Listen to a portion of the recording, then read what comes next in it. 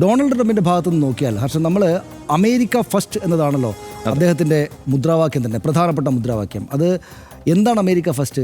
കച്ചവടത്തിൽ ഫസ്റ്റ് എന്നാണ്, ലാഭമുണ്ടാക്കുന്നതിൽ ഫസ്റ്റ് എന്നാണ്. അത് ഞങ്ങളാകണം എന്നതാണ് ഏറ്റവും പ്രധാനപ്പെട്ട കാര്യമായിട്ട് അദ്ദേഹം മുന്നോട്ട് വെക്കുന്നത്.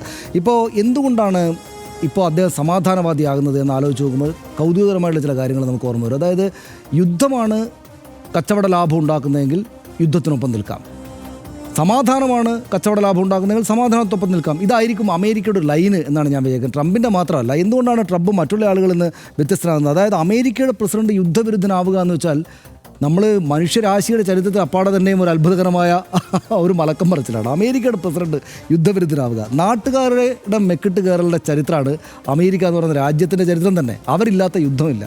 അവരുണ്ടാക്കിയതും 1ഉം 2ഉം ലോകയുദ്ധങ്ങൾ, വിയറ്റ്നാം യുദ്ധം, ഗൾഫ് യുദ്ധം, അഫ്ഗാനിസ്ഥാൻ, ഇറാഖ്, സിറിയയിൽ ഇടപെടൽ, ലിബിയ, യമൻ എന്നിങ്ങനെ നമ്മൾ വളർന്നു വരുമ്പോൾ കേട്ടിട്ടുള്ളതും അതിനു മുമ്പുള്ളതുമായിട്ടുള്ള എല്ലാ യുദ്ധങ്ങളിലും അമേരിക്ക ഒരു പക്ഷത്തുണ്ട്. എന്നുവെച്ചാൽ ഇവർ ഈ നല്ല യൂണിഫോം ഇട്ടിട്ട് വലിയ ആയുധങ്ങളും കൊടുത്തിട്ട് വളരെ ചെറുപ്പക്കാരായുള്ള ചെറുപ്പക്കാരെ ലോകത്തിൻ്റെ സകല ഭാഗങ്ങളിലേക്കും പറഞ്ഞയച്ച് യുദ്ധം ചെയ്യിക്കുക എന്നുള്ളതാണ് ഈ കൂട്ടരുടെ പരിപാടി തന്നെ. ഈ അമേരിക്ക എന്ന് പറയുന്ന സംഗതിയുടെ പരിപാടി തന്നെ അതാണ്.